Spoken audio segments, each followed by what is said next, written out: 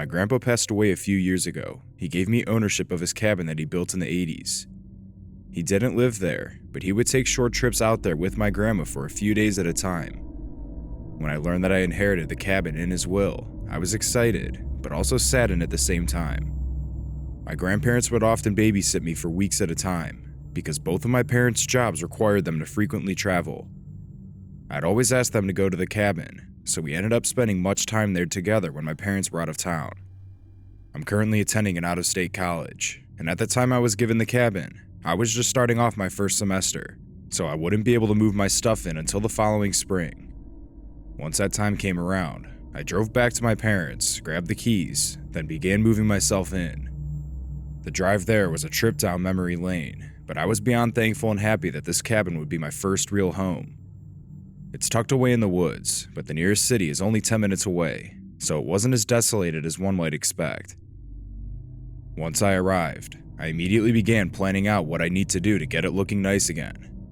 The lawn was overgrown, trees and branches had fallen down, and there were weeds sticking out of every crack on the driveway. I decided to spend the rest of the night unpacking, then tackle the lawn and everything else outside the next day. It was quite a nostalgic trip walking through the rooms, as I hadn't been there in nearly a decade. To my surprise, the room I used to sleep in was exactly the same as I remembered it. My race car collection was still there, along with several toys and board games I'd keep on the shelves. I sat there in a daze for quite a while, but I eventually snapped out of it and went back out to my car. I only had a few bags to carry in, so I finished up pretty quickly. I spent the rest of the night vacuuming and dusting the inside, because it definitely needed it. By the time I was done, any energy I had was totally drained, so I decided to go outside and sit on the glider bench on the porch. To add a little context, the cabin had a wraparound porch that extends around roughly half of the exterior of the cabin. The bench faces the driveway, but past that, there's a little lake maybe 100 feet ahead. But other than that, I was pretty much surrounded by woods, so there wasn't much moonlight illuminating my yard. When I would visit my grandparents here, I'd sometimes go kayaking with my grandpa on the lake. He built a small dock just in front of the lake, which made it easier for us to get on and off, since the ground was usually very marshy. As I was looking out at the lake, I noticed something out of the corner of my eye that made me do a double take. I could make out a figure that was walking towards the dock alongside the lake. They were coming from the opposite side of it, so I watched in confusion, trying to figure out what someone was doing out there so late. My only guess was that it was a neighbor going for a night walk, or maybe a late night fisher. I watched for a while as they approached the dock, until they reached it and sat down on the edge. It really didn't strike me as anything concerning, since the cabin had been abandoned for quite some time now, so the neighbors probably didn't know I had literally just moved in. I decided to head inside and turn off the lights shining through the windows facing the lake, just to avoid any awkward interaction with the walker. Once I was inside for a few minutes, I peeked out the window to see if they were still there, but they were gone. Realizing I completely forgot to bring curtains for my room, let alone any window in the house, I started scrambling around, looking for anything that I could use that would block out the light in my room. I found a box of garbage bags under the kitchen sink, but they were white, so I had to keep looking. I eventually decided that a blanket would be my best bet, so I walked inside my grandparents' room to grab some off of their old bed. As soon as I pulled off the first blanket, I saw something strange. The sheets were oddly wrinkled from the top to the bottom in the center of the bed, almost as if someone had been laying there. The last people to use that bed were my grandparents, so I told myself that it was probably just like that from them, but something about it seemed off. It eventually slipped my mind, and I fell asleep shortly after, only to be awakened by a loud noise. My eyes shot open, wondering what could have possibly made that sound. I decided to get up and investigate, hoping that something fell over somewhere in the house. It sounded like it came from the front of the house, so I crept down the hallway to the front door to see if anything looked out of the ordinary. I peeked back through the window, but everything was pitch black. I flipped on the lights inside to try to see what would have caused the noise, but everything looked the exact same way it did before. I started getting concerned, so I grabbed my grandpa's shotgun from their room and stepped outside. Since the exterior lights of the cabin were dead, I had to use my flashlight on my phone. As I opened the door, I carefully scanned to my left and right as I stepped onto the wraparound porch. Again, nothing seemed out of the ordinary, until I stumbled upon a basketball-sized hole in the porch. That was most definitely not there before, so I tensed up as I got closer. Much of the wood was rotted, and it was in much need of a renovation, so I started assuming that an animal fell through. I pointed the flashlight into the hole, and what I saw was something I never even could have considered. There, a few feet below the deck on the ground, was a large black boot. I reached down to grab it, knowing that both the hole and the boot were not there before. The boot was absolutely soaked, in addition to being caked in mud. It also had no shoestrings, which I guess explained why the boot fell off, but that was the least of my concerns. Knowing that someone was walking around my house in the middle of the night was enough to send me into panic mode. I walked back into the cabin, closed and locked the door, then called the police right away. As I waited for them to show up, I sat down by the window, where I kept looking out towards the front. Although everything was dark, I was still able to vaguely make out the dock and the lake. Right when I was finally starting to calm down, since the police were only minutes away, I, without a doubt, saw the figure of a person walking by the dock again as I looked out the window. I picked up the shotgun next to me on the floor, making sure it was loaded if I really needed to use it. When I looked out again, they were gone, and I never saw that person again.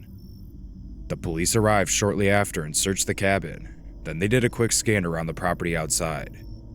Although I told them I saw someone at the dock, they didn't do anything about it, since the person was already off my property. I'm not sure what that person was up to that night, and I guess I'll never find out. If the deck didn't give out on them, I can only imagine what would have happened. I ended up moving back into my parents' house the next night, and I haven't returned to the cabin since. Part of me wonders if that person somehow had access to the cabin, which would have explained the wrinkled bedsheets in my grandparents' room. I hope that I'm wrong, but the fact that they just showed up in the middle of the night to my cabin, which is tucked away in the woods, really makes me think they've been living there, or at least visiting. I still own the cabin to this day, but I'm not going back until I can afford to install a security system, so if this were to ever happen again, I'd at least have a chance of catching whoever it is.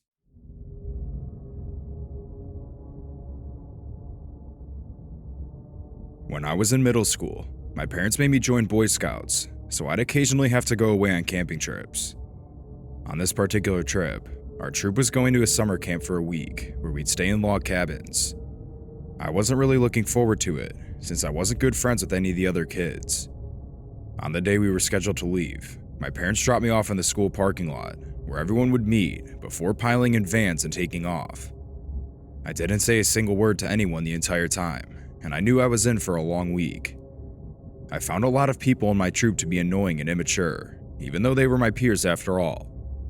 When we got to the camp, I was surprised at how big it was. Dirt roads extended miles back into the woods, with several wooden buildings and grass fields spread throughout the way.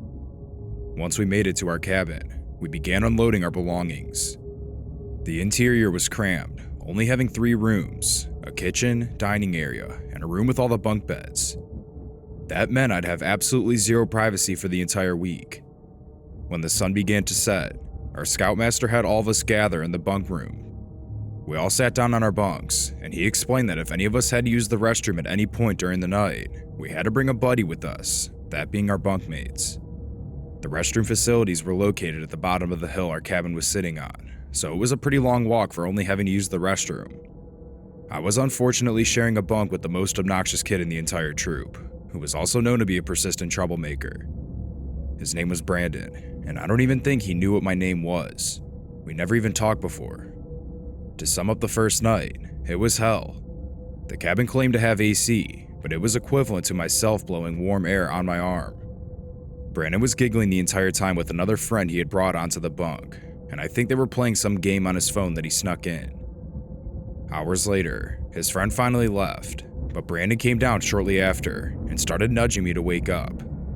I was already awake, but I was hoping he'd bring his other friend with him to the bathroom, but I guess he decided to follow the rules for the first time ever. I got up and slipped on my boots, then followed him out the door as the entire room echoed with snoring. The air was still warm, and it felt much nicer to be outside than in that cabin. We each peed in the urinals, then walked back up the hill to go back inside. I didn't sleep a wink that night, and right at 7 a.m., I was jolted out of bed by the scoutmaster banging on a metal bowl to wake us up. We started off the day by splitting up into groups, where we'd be accompanied by a leader as we went through different stations. Some of the stations required us to tie knots, shoot arrows, or do swimming tests in a nearby lake. They were set up so that we'd be able to receive merit badges by the end of the week if we completed all the tasks. By the end of the day, I was beat and actually slept through most of the night. The following days consisted of the same general routine, and everything was moving along fine, until the fifth night. Lights out was at 10 a.m. every night, so everyone moved from the dining area into the bunk rooms. I had actually started befriending another kid named Jack. He was a bit on the quiet side, but we made some good conversation and jokes over the far from ideal living conditions. He had also struggled sleeping, and wasn't very fond of his bunkmate either.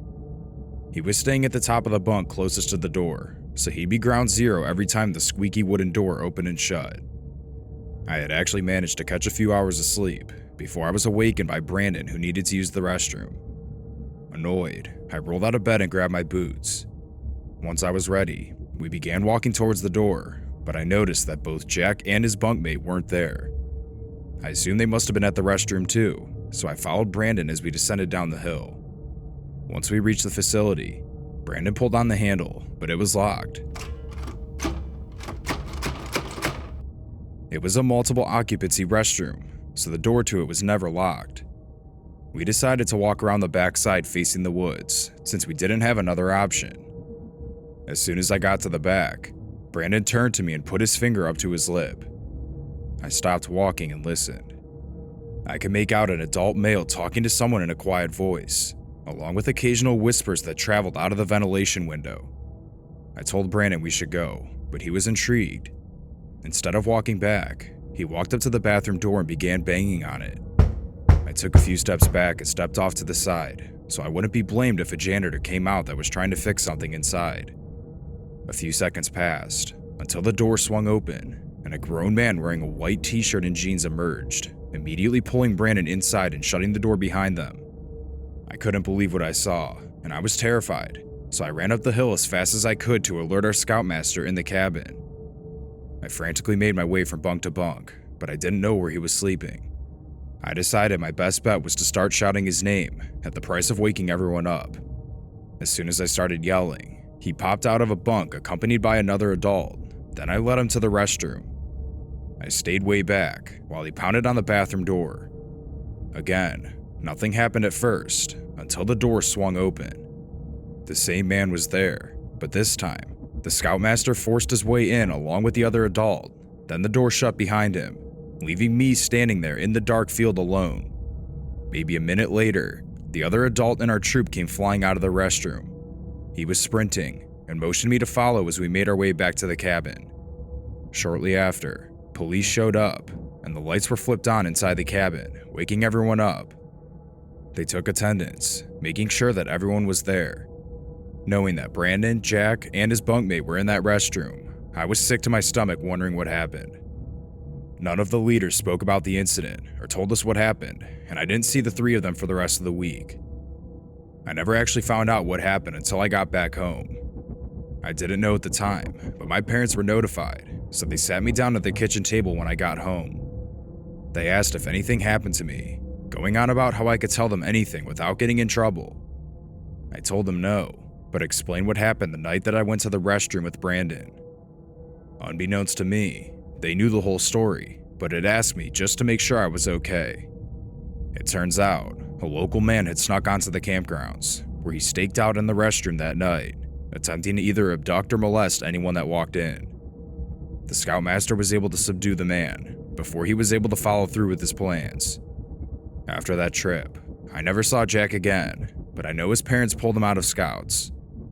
My parents followed suit shortly after, but I hate to think how that easily could have been me instead of them.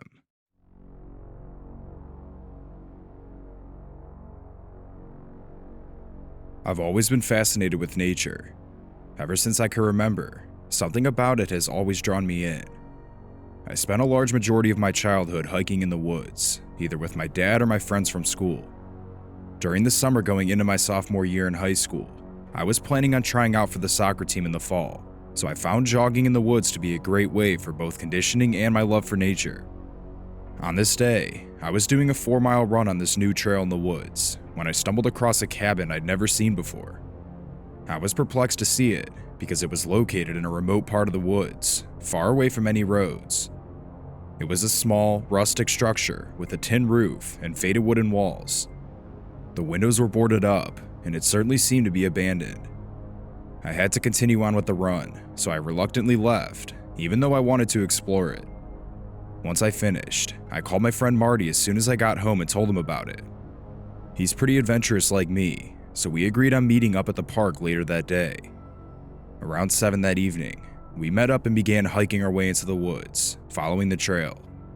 The cabin was only about a mile or so in, so it didn't take very long to reach it. Once we arrived, Marty was just as shocked as I was when I saw it earlier. We circled around the property, looking for any ways to get in. The front door was locked, but one of the boards over the windowsill in the backyard was not nailed in. Marty entered through the window first, and I closely followed behind. As we stepped inside, it was apparent that nobody lived there. The air was heavy and still, with a damp, musty smell that almost made it hard to breathe. We started to explore the cabin, peering into each room and corner. The interior was sparse, with only a few pieces of furniture and a fireplace that was caked in dust. We did our rounds a couple times, until we found a door in what was supposedly the master bedroom that we hadn't seen before. It was tucked behind an old wooden, dusty bookshelf. It was definitely strange, but our curiosity was high. Marty opened the door and shined the flashlight inside to reveal what looked to be a walk-in closet. Several rusted coat hangers were suspended from a wooden bar, but there weren't any clothes. Suddenly, Marty screamed right next to me, which almost sent me flying through the wall. He was brushing at his head, saying that a spider or something landed on him. When I pointed the flashlight on him, I saw that it was not a spider, but rather a pull string to an attic directly above us. Of course, being the kids we were, we decided to pull it down and climb up the ladder to investigate. I went up first, but what I saw when I reached the top completely caught me off guard. There, in a circle, maybe the size of a hula hoop, were several bones placed next to each other. I told Marty to check it out, and he reached the top of the ladder behind me. I pointed at the shadowy circle of bones, and he grabbed the flashlight out of my hands to get a closer look at them. When he crouched over them, his face turned pale. Wide-eyed, he looked at me. "Dude, these are human bones." Taking no time, we both scrambled down the ladder and ran from the cabin as fast as we could. We didn't stop until we got to my house, where we told my parents and called the police. The investigation that followed uncovered a sickening truth. The bones that were found were indeed those of humans, with some dating back to several years, and some as early as the past few months. It was ruled that there definitely was an active serial killer in the area, but the police had no idea who it was. From that day on, I never took that trail again, and completely avoided going into those woods unless I was with a friend. No further reports have been made, which is good, but the person who carried this out has still not been caught.